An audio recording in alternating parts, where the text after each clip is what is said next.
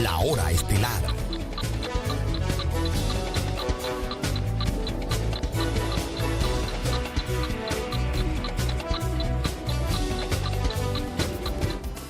La revista en su hora estelar desde Teleuniverso HD en Santiago de los Caballeros para el país y el mundo presenta ahora al honorable embajador de la República Bolivariana de Venezuela en República Dominicana, el señor Ali de Jesús Uzcategui Duque, quien está de visita por Santiago y nos ha dispensado este tiempo para poder conversar sobre la situación de su país con una voz autorizada que puede dar luz sobre lo que está pasando en la hermana República Bolivariana de Venezuela.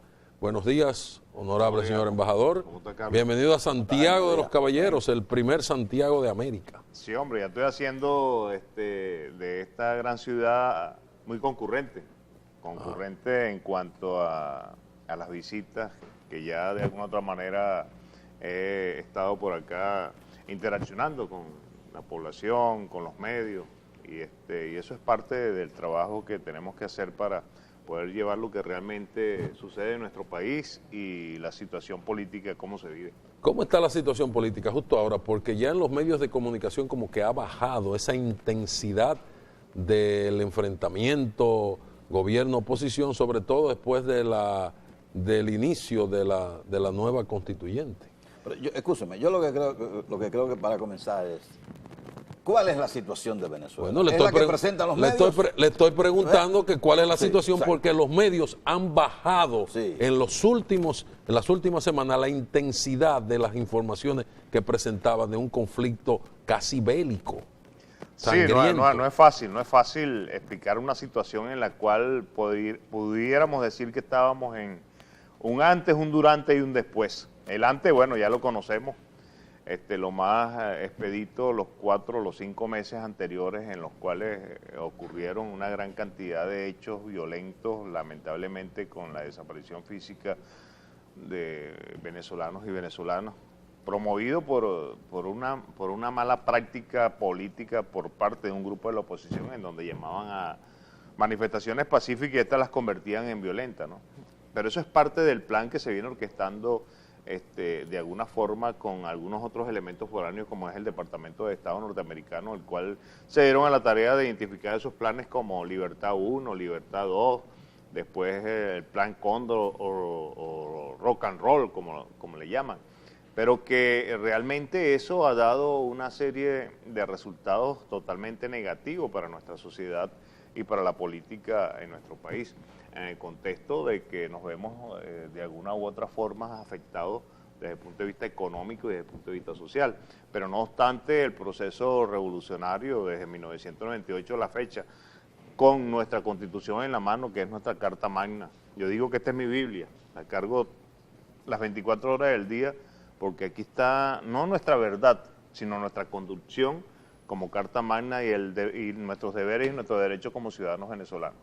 Y que gracias a ella nos encontramos en este momento en una Asamblea Nacional Constituyente que es para poder realmente restituir esa paz social, restituir la democracia y la economía en nuestro país, que lamentablemente está siendo afectada por vamos a decir, una guerra económica y financiera que ya no es, que era aparentemente ficticia, ¿no? Ya lo acaba de declarar el presidente Donald Trump, en donde manifestó a través de un decreto en el cual se le restringían medidas financieras al Estado venezolano. Entonces podemos ver que producto de esto vamos a tener también unos efectos, que es falta de insumos para poder seguir generando la alimentación, las medicinas y todo aquel proceso necesario para seguir restituyendo el bien común de nuestra población. En el caso de esas restricciones que Estados Unidos ha impuesto a Venezuela, en términos económicos, ¿esto le está ya afectando? Claro, por supuesto, porque fíjese que nosotros tenemos, lamentablemente Venezuela se ha caracterizado por ser un país monoproductor. Y en petróleo, lamentablemente, a pesar de nosotros haber tenido en el tiempo una caracterización desde el punto de vista de un desarrollo agrícola. En 1900 en adelante teníamos una ingesta creación de grandes o de posicionamiento desde el punto de vista agrícola en lo que es el café, el cacao, leguminosas, etcétera, etcétera. Y eso fue sustituido luego cuando empiezan a llegar las transnacionales, las grandes corporaciones, las grandes transnacionales petroleras, en la era de los petrodólares. Claro, la era de petrodólares. Eso fue entonces llevando toda la población rural a la urbana y se fue desactivando y prácticamente desarmando el aparato agrícola e industrial en Venezuela. Hoy hablamos de una economía monoproductora en la cual lamentablemente hemos dependido del 95% de los ingresos de las divisas producto de esa economía monoproductora, el otro 5% viene producto de las industrias básicas elementales como son el aluminio, el hierro, y el 1% que es de la inversión privada en Venezuela. Vemos que el 1% es el que representa prácticamente la inversión privada y que no hay un equilibrio donde el Estado y el privado pueda establecer una realidad económica dentro del contexto de desarrollo del país. Por eso es que de alguna otra forma vemos afectado el ingreso económico y por ello en la Asamblea Nacional Constituyente uno de los primeros elementos que se está tocando y que mañana el señor Presidente de la República va a declarar unas medidas especiales para poder producir y generar los elementos necesarios en pro del desarrollo de una economía post-petrolera. Y cuando digo post-petrolera es sencillamente dentro de esa gran ingesta de recursos que tiene Venezuela, porque Venezuela es un país con muchos recursos minerales que nos permite de alguna otra manera tomar otro tipo de economía para el desarrollo del país. Lo que usted dice parece contradictorio porque algunas decisiones del presidente Maduro han afectado a la inversión privada, a la empresa privada, y se ve como un enfrentamiento, como que hay una tendencia a la estatización de la economía. Y usted habla ahora, me sorprende de la participación del sector privado. Es que siempre ha estado estatizada. Siempre ha estado estatizada. No es que desde 1998 al 2017, no, toda la vida ha estado estatizada porque ha dependido del Estado el ingreso de la gran cantidad de divisas que ingresan al país. Yo voy a presentar fíjense que como primer elemento, no sé si las cámaras podrán por aquí enfocar, ¿verdad? Ajá, esta que está aquí. Ok, perfecto. ¿Ver? En este cuadro podemos ver cómo de alguna otra manera tenemos petróleo, gas, uranio, coltán, bautista, oro. En oro nada más nosotros tenemos unas reservas que nos indican que somos el primer país del mundo en reserva de oro. Bueno, estos son algunos elementos. Pero eso no se ha explotado entonces. Está en pleno procedimiento porque nosotros tenemos ventajas y desventajas. Las ventajas es las inmensas riquezas que tenemos y las desventajas son las ansias o la necesidad de apoderarse del territorio venezolano por parte de las grandes corporaciones que representa ese gran pentagonismo, como lo llamaba el profesor don Juan Bosch, producto de lo que es el concepto de las grandes corporaciones y el poder militar.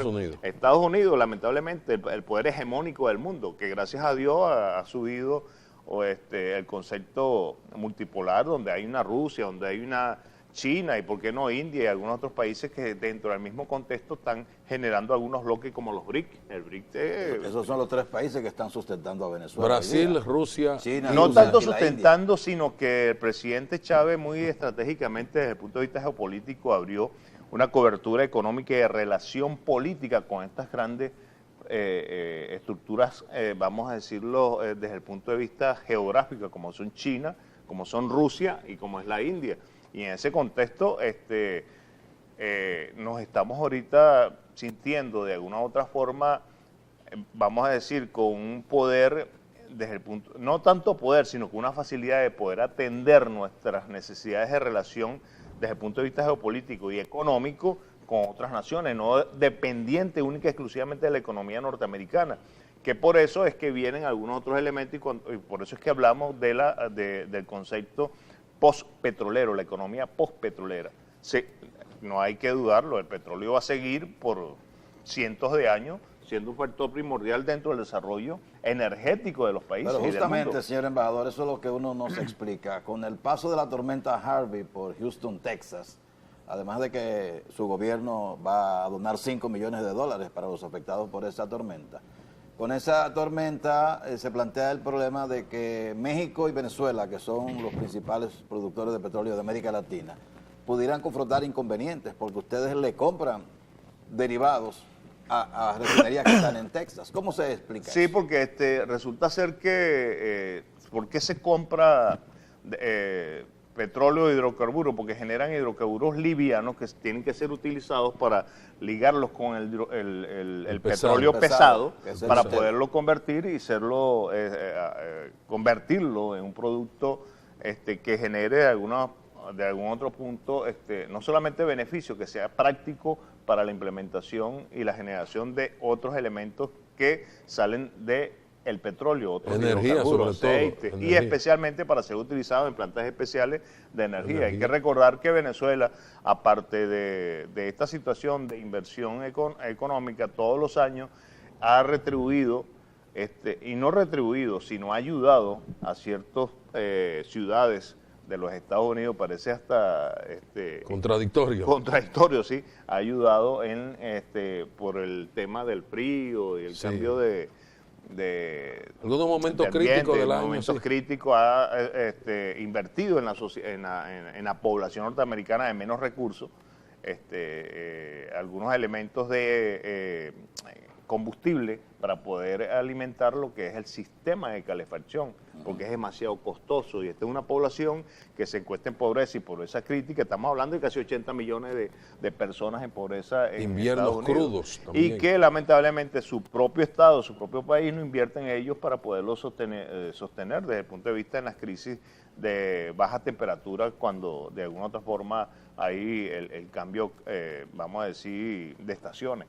En ese contexto, cuando redescubrimos el tema de la inversión, el tema de la producción petrolera en nuestro país, vemos que realmente nosotros dependemos y vamos a decir, de algún punto de vista nos hicimos prácticamente con una relación dependiente total en cuanto al suministro de petróleo. Primero, porque a Estados Unidos le interesaba. Segundo, obtenían los barriles de petróleo con un costo más bajo en el mundo. Y tercero, el poco tiempo de necesidad de abastecimiento de los grandes tanqueros al llegar a los puertos norteamericanos, que lo que tardan a 4 o 5 días, dependiendo de las condiciones.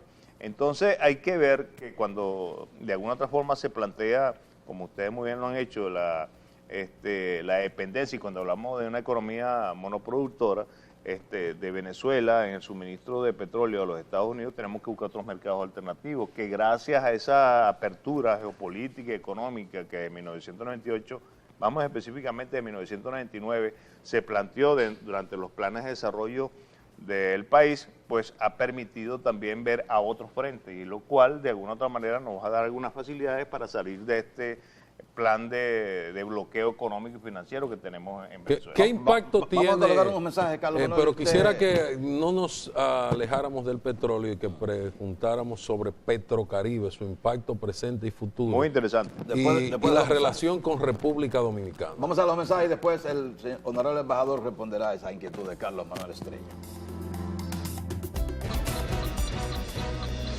La hora estelar.